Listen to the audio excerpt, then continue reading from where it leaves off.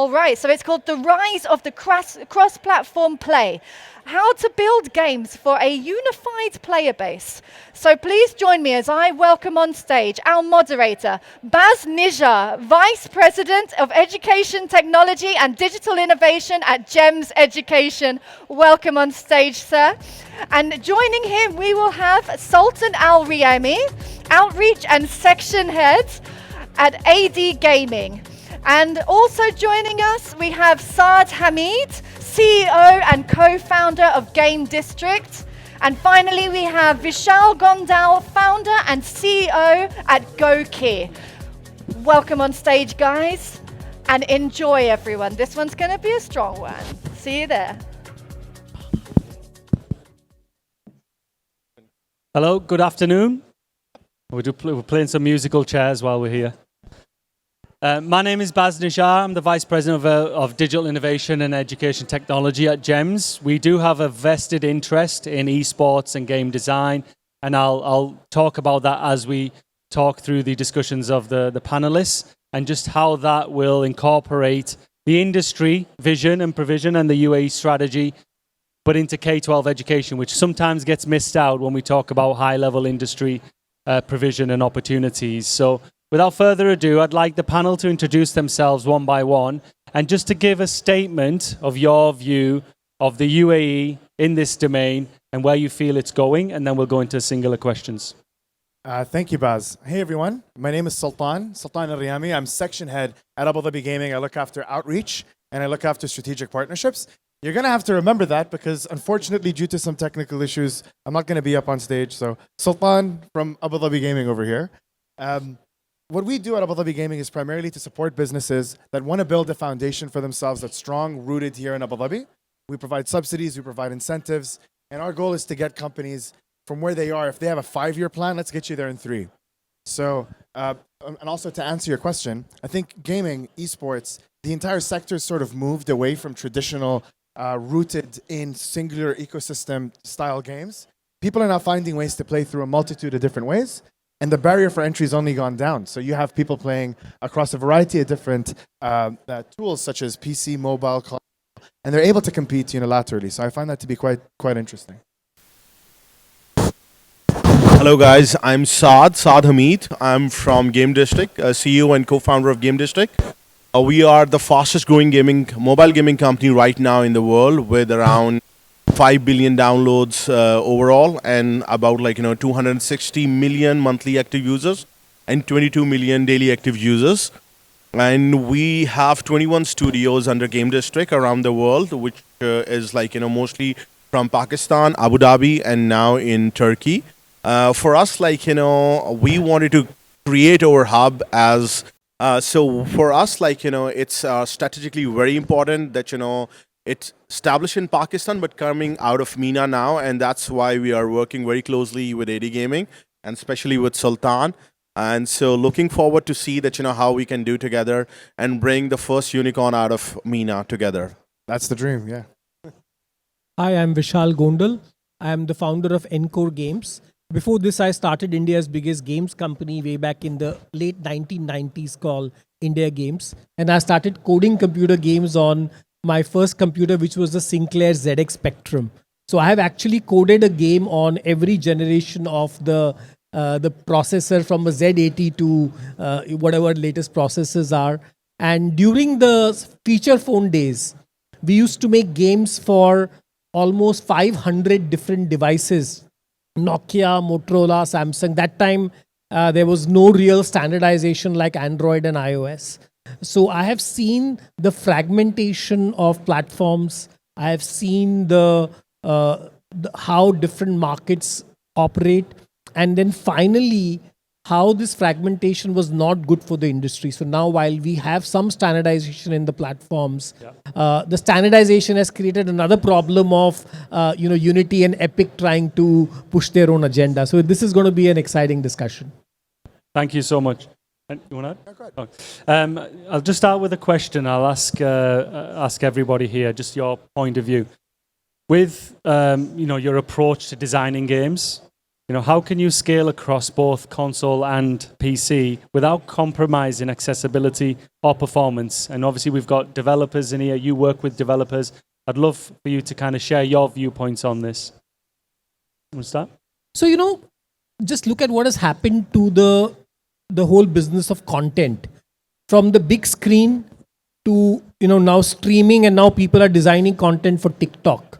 The design for all the platforms is different because it's called the 5 feet and 1 feet and the 6-inch experience on how far are you from the screen, which is why you can't have a one size fits all design, and that is part of the challenge, and that's also part of the opportunity, because if you see mobile gaming, that's really where we have God knows how many billion devices out there. But there are still people who are playing games on consoles. There are still people who are using their Nintendo Switch. Yep. There are still people who are using, even their traditional PCs to play. So in all of this, the game design is supposed to be different because we are catering it to a different audience. For me, I think the most important thing is to understand the user's persona. Without understanding the user persona, nothing would be work. So just like, from my understanding, I never wanted to take a game out to the console or PC, which is 40 plus female oriented game. And on the mobile, that's the games which creates the most value for the users. So for example, if I have a game where I know that, my user has a journey, he probably go to school early in the morning, and then he comes, he has a time to sit on the PC, and then when he go out with his friends, he probably have a mobile. So then it a lot of makes sense to go at cross central games. So that's the area that, what the persona has to be look like. So that's the first thing. And the second thing is that, with our user base, we want to test it with a smaller loops on the mobile. If it works good, we just add more value on the side if you wanted to go on the console or PC. So I always say to my team that you have to think very wisely that a guy who just playing the game on the mobile, he's probably sitting on the toilet seat. But the guy who's playing on the PC, he's probably sitting on a $500 chair. So we need to understand and what we want to give it to them.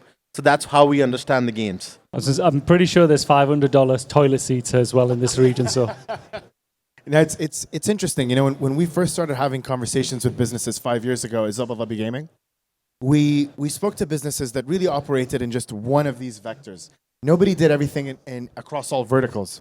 And what we've seen happen, thanks to a lot of groundbreaking with big studios and big businesses creating content that can live across multiple different platforms, we've seen the improvement in technology drastically making it easier for publishers to put games out on both mobile, PC, and console, where those ecosystems can mingle with each other. I mean, it wasn't too long ago where if you had a game on Xbox and the same game on PlayStation, you had two different audiences there.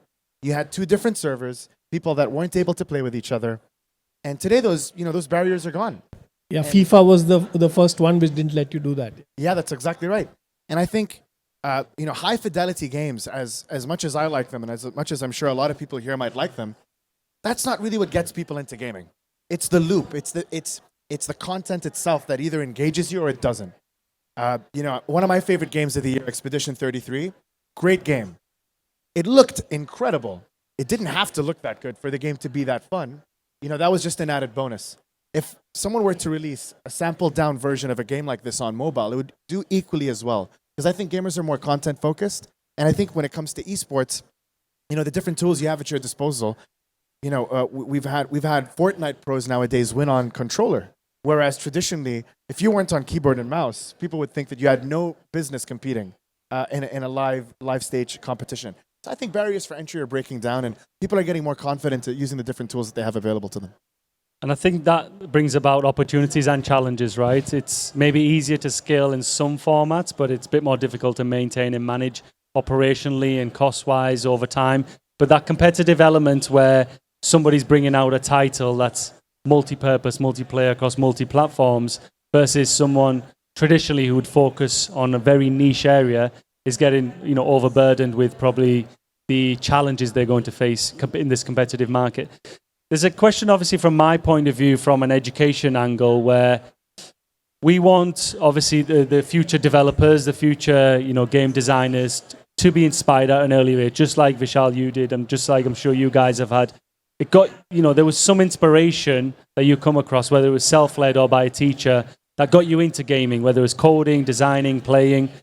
Now, we're in this age of multi-cross platform and the investment that the bigger companies are making. What advice would you give, first of all, to the younger audience, such as maybe the 12, 13, 14-year-olds? Like, how could they get into game design and development? And then to those startups that don't have the billions of dollars to spend and maybe under pressure to create multi-platform titles, should they focus on that or should they focus on a niche? The reason I'm merging those questions together is those startups will be looking for maybe younger audiences who are developing or creating games, because it'll cost a lot to hire engineers and developers and creators that work for the bigger companies. And obviously the only way to kind of counteract that is bring in younger audiences that are better at creating at a younger age. And we're seeing that. We have students who are well-versed in Unity or Unreal Engine at a younger age. And some of them, if you give them enough time, I think as good as graduates from university, we've seen that in action, but we need more of it. But is that enough to feed into the startup world? So what advice would you give to those, and what advice would you give to the startups who are fighting the battle to try and create titles? I mean, that was a very long question. Yeah, very long. It's about 7 questions. We'll start with talents. One thing we do really well, and I'm not going to take full credit for this. We learned this from our friends that have worked in media for many years here in Abu Dhabi. To get kids excited about game development, it's not as easy as you think. Not everybody that likes cars wants to be an engineer or a mechanic. Some people just like cars, and not every gamer wants to build games. But for those creatives that do, for the people that want their stories to be told through the incredible worlds that are created through these game engines, what we do is we talk to the parents. We do game-a-thons, we do hackathons, we do game jams, we do summer camps and winter camps, and the kids leave with a couple of weeks worth of knowledge. Maybe it's a little bit productive, sure, but the big part of what the big component to this is what the parents take away from that experience. They learn that there is actually an opportunity for their kids to work in the space. For esports, it's a bit more tricky. But what people forget, for every 5, 10 people you see on stage, there's hundreds behind the scenes making these productions happen. And let's say you're already rooted into one specific area. Let's say you've already gone into finance or accounting. Every game studio needs an accountant at some point. If you're going to work in this industry because you're passionate about it, there's a multitude of ways that you could get into it.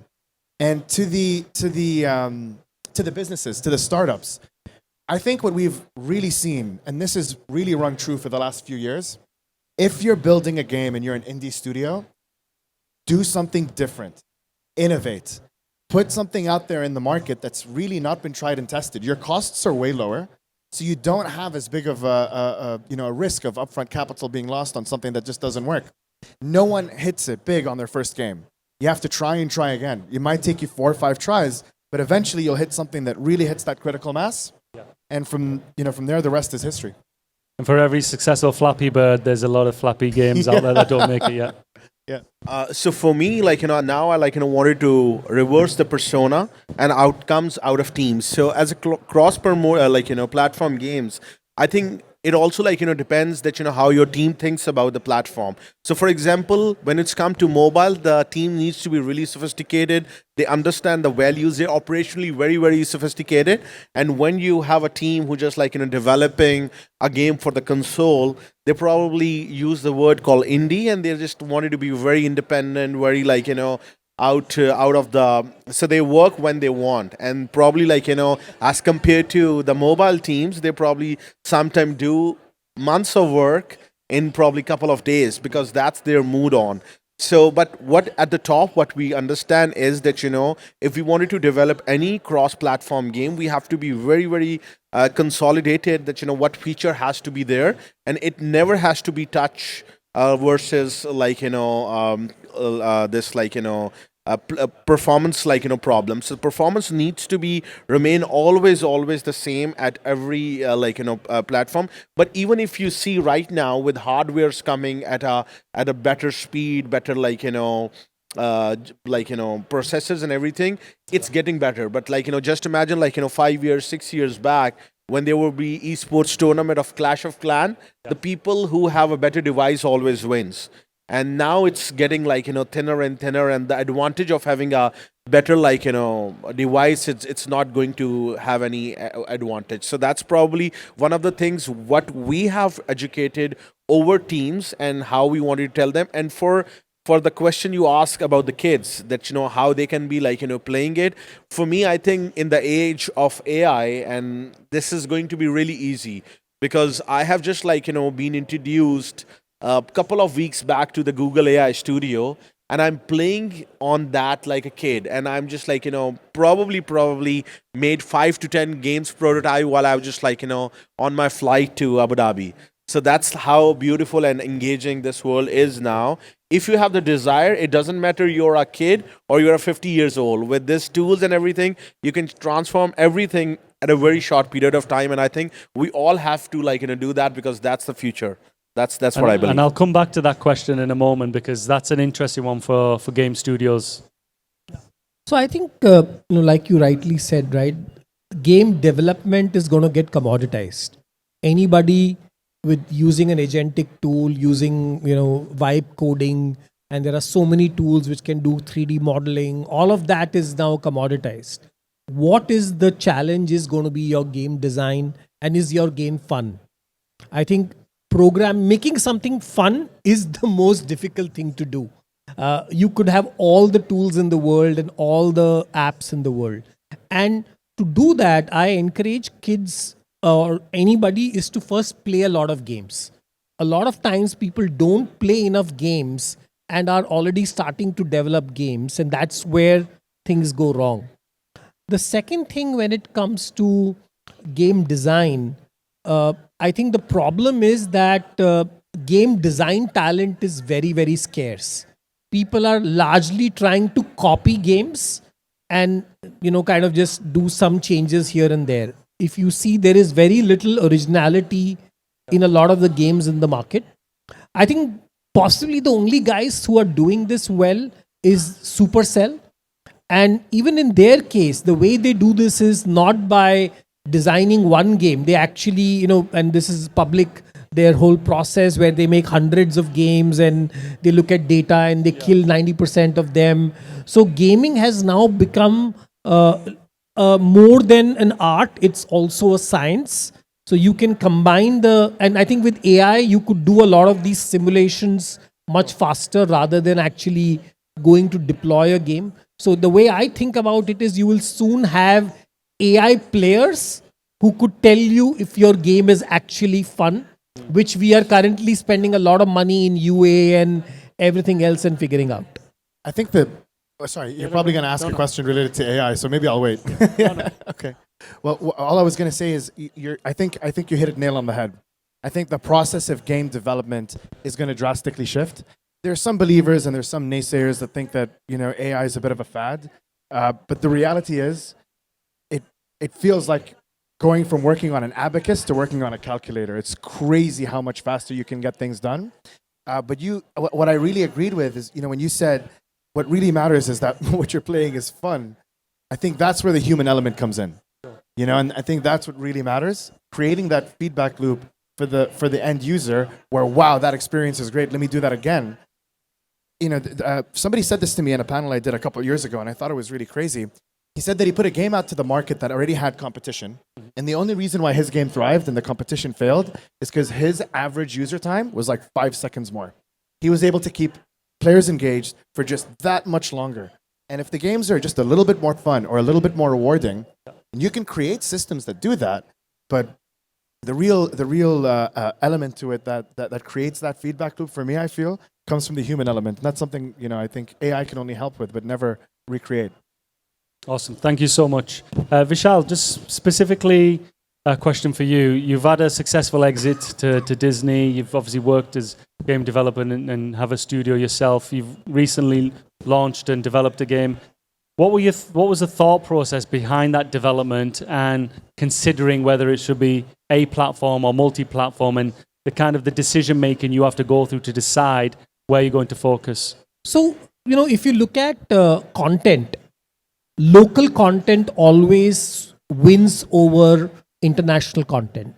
For example, if you look at Netflix, when it launched in India or in the Middle East, it firstly had all the Western titles, but soon we will see that the local titles or Indian titles dominate. Similarly on YouTube, Instagram, TikTok.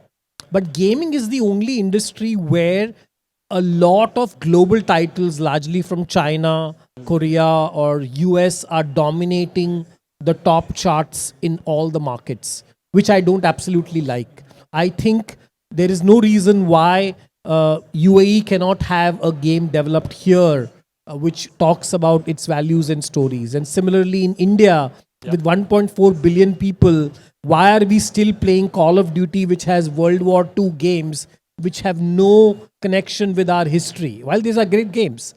So I think that there is a big opportunity for local game development.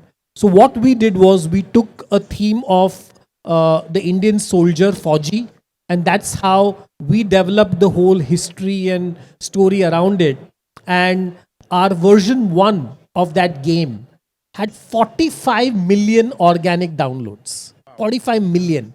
However, the game was completely crap because it was a single player story mode game, while the market expected a complete, like a full battle royale or a team deathmatch. So we went back to the drawing board. And now what you see, we've launched 4G, you can download it on your devices. And you will see that this is a game which was crafted from grounds up, taking storylines, characters, and themes which you can relate with. And that's exactly what happened in China. If you see the games which are doing well in China are based around the storylines of Chinese, and same as in Japan and Korea. So I think the big opportunity for all of us is to say that why can't we have game development and game IP being originated from our own respective regions.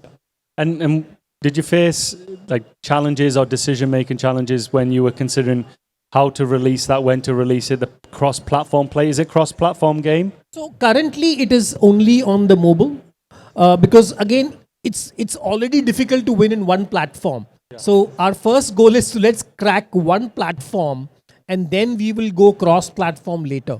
Because it's premature, looking at a cross-platform play. But the good thing is, that's where the architecture comes in. So the architecture we are using can be easily scaled to move to a Switch, a console, a PC. So getting it to multiple platforms is going to be a much more easier task. And Saad, from your perspective, obviously, Game District's massive mobile, user base.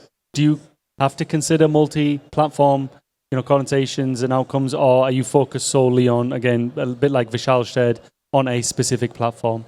So, one day I was just sitting with my co-founder, and I just asked him very openly that, why we are sleeping with the third parties like Google Play and Apple, because we always have a very strict guidelines. You do this, you don't do that. So still we are really big on the mobile. But we wanted to create something where we have the distribution in control by ourselves. So that's why we created our own distribution channel. It's called Instant Play Games, where it's a web browser and we control all the inventory of our games through Instant Play Games. That's one thing why we wanted to be on the web. Other than that, on top of our games, which is for the younger audience, we are still considering and developing for console and for Nintendo Switch. So that's the secondary part where we are working very hardly. And because with the user base we have really big Discord communities and everything, and they always wanted to have these games because we have pools and everything, and they wanted to have these games either on console or at least wanted to play on the Switch. So that's what we are considering, and we are just going to launch in the Q1 and Q2 6 titles for cross-platform games. So we to be honest, nailed on the mobile side, we have user base, but we also try to get a way and build more of our user base on the other areas. So that's what we are doing right now. But Google has just announced that 2027 they're going to stop side loading. So I think the problem is that these platform owners are hating the fact that we are figuring out our own ways to find distribution. So Apple already doesn't allow you, but 2027 Google is already talking about Interesting. Stopping side loading totally. Very interesting. Show of hands. Who here remembers playing any games on Facebook? Come on. Farmville. Farmville, Mafia Wars. Nobody? No? Okay. What about, okay, show of hands. How many people here remember playing games on your old school phones? Snake. They just snake, right? They just came on the phones. You didn't have to download anything. Platforms exist today in much the same way they did a long time ago. What Facebook did back then is what you see happening today on Roblox and on Fortnite and with UEFN. And I was talking to somebody a bit earlier today who was telling me that there's massive success on platforms like WeChat and Telegram. And what I like about that, is that for me? Am I getting these, did people not like my ideas and I'm getting beeped? No, but what I like about this is that it creates a smaller barrier for entry for the publishers and for the developers. It's much easier for you to build a game to go onto a platform like Telegram than it would be for you to build a game, or UEFN or Roblox, than it is for you to build a game to go onto PlayStation. Well, for one, you don't need a developer kit. All you need, what I used to say a few years ago is all you need is a laptop and a phone. Nowadays, all you really need is a phone. You can get away with doing it purely on mobile. And what's super interesting about this is that lowering of the barrier for entry means you're going to get a lot more content. A lot more people are going to try. And it does mean that there's going to be a lot more fierce competition. But, and this goes back to what you both were saying a bit earlier. I love that, we reference things about the cultural relevance of our different cultures and how they should have an impact in games. But games, fun has no language. Fun has no culture. So if you're using these vehicles, the fun vehicle, to export your culture, there's no better way to do it. An example I like to give when talking about this is, I spent 8 years doing history and geography in school, right? And I retained some of that knowledge about the region, about the culture, and it's great. But I did, I played 2 Dynasty Warriors games, and I can tell you everything about the 3 kingdoms in China. Come meet me afterwards. Really, I'm like an encyclopedia of knowledge when it comes to that particular time in history. So I think it's also a great way for people to learn more about cultures that they don't know about. I learned a lot from video games about history and mythology through Age of Empires and through games like Civilization, right? That I think it's so. I guess to more directly answer your question, yeah, I think it's a great tool, and the fact that there are multiple avenues for you to reach your audience is great. If you're building the content to talk to a specific demographic, look at which platform suits best for you. If you're trying to talk AAA, high quality, high fidelity, maybe you're better off on PC. If you're trying to build a game that's more akin to something that's like a word game that'll reference people's brains as opposed to their eyes, then you could build on mobile. You can build on platforms that don't necessarily require as much upfront cost. But like I said a bit earlier, you're not going to get your big hit on your first game. I'm sure you had a lot of games Saad before you had your first hit. More than 50 games when we got first hit. Yeah. Right. And I'm sure it's the same for you, Vishal, right? Absolutely. It's not your first game. So try again. Don't get stuck in the trap of trying to go through scope creep where you're going to build the same game for 5 years. When you feel like it's all right, maybe it can hit the market, put it out there, take your lessons learned and move on. And I think that's the crux of it. Yeah. So just on that, adding on to that point, Sultan, and maybe each of you can give a real quick piece of advice. When would you say you could make that? I know it's not an answer you can give generally, but if you're making a game and you have to make a decision at some point, because it's like you said, you don't want to waste 5 years developing something that is unsuccessful, and it probably wouldn't be as timeless anyway. When do you make that decision? Is it in the first 25% of that development, 50% of that development? When would you look at whether this is going to be successful or not, and how do you go about that? There are plenty of tools available to you today, and there's plenty of metrics people look at on different platforms. If you're on mobile, there's ROAS and there's average user time. There's plenty of ways you can look at whether or not your game's metrics are doing well. It's hard to pinpoint exactly when, and I think that's where the secret sauce is. That's where the X factor that I'm sure I'm sure you guys have experienced, where you're like, I think now's the time. We can put this out to market. You guys have some more insight on that? I think I would say as someone like who just wanted to get into the industry, the first thing he needs to or he or she needs to understand that only goes to the platform which is like really expertise on monetization, not on playing ability. So for example, if I would be someone young, I just only wanted to do games on mobile because it's easy to make. The monetization is very highly capable, and you can do as good monetization as any big studios. And for the big studios, of course, as Sultan said, we can go to the WeChat, Telegrams, but the monetization is not great.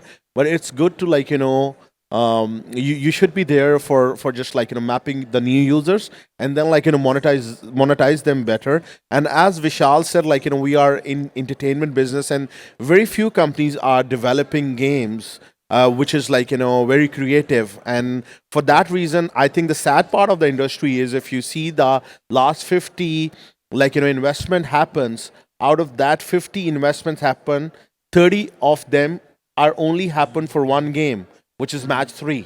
So and anybody who's developing match 3 in Turkey, investor has a check for them.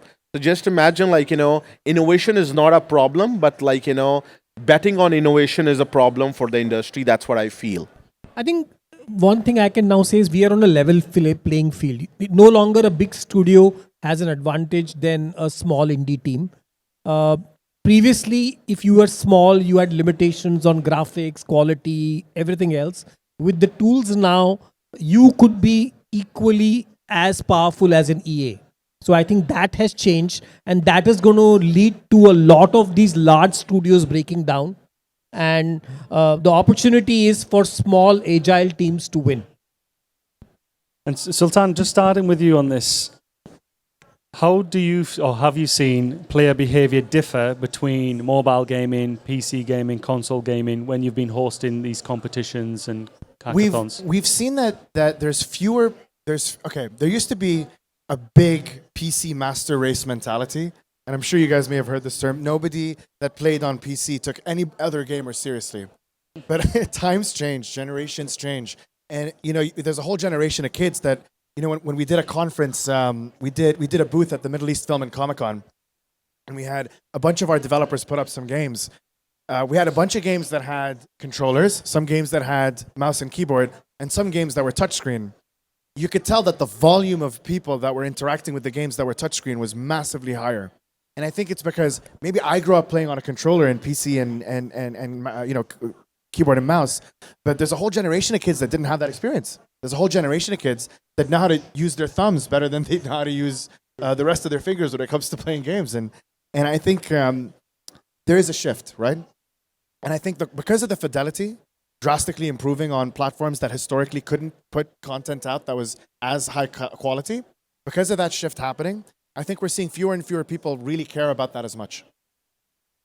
I think one of the things we have to see when we were kids and we were playing either on the arcades or the console, 92% of the users are boys, and only 8% are small girls who are playing. But now you see it's 51% are the female users, and they are playing games on the mobile. That's probably have the biggest advantage as a company or as a community we have to see.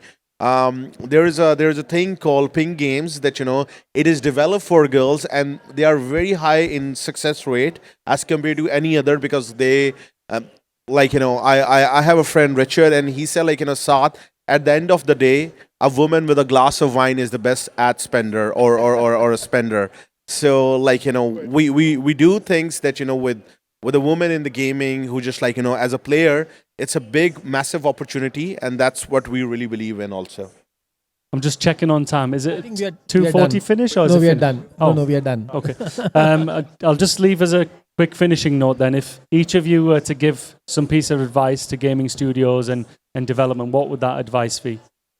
10 words or less, I take it? Yeah, let's go for that. If you've got a passion, try and make it happen. There's really no reason to not try and put your passion onto paper, and in this case, onto a game engine, and get it out there. I believe we are going to have 8 billion gamers because with AI, people will not have jobs. They'll get money to, and all they're going to do is sit at home and play games. So make more games.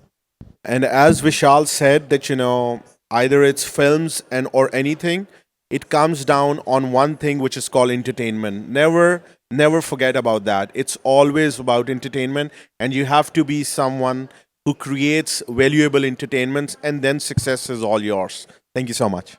Thank you, guys. Thank you all. so much for your time.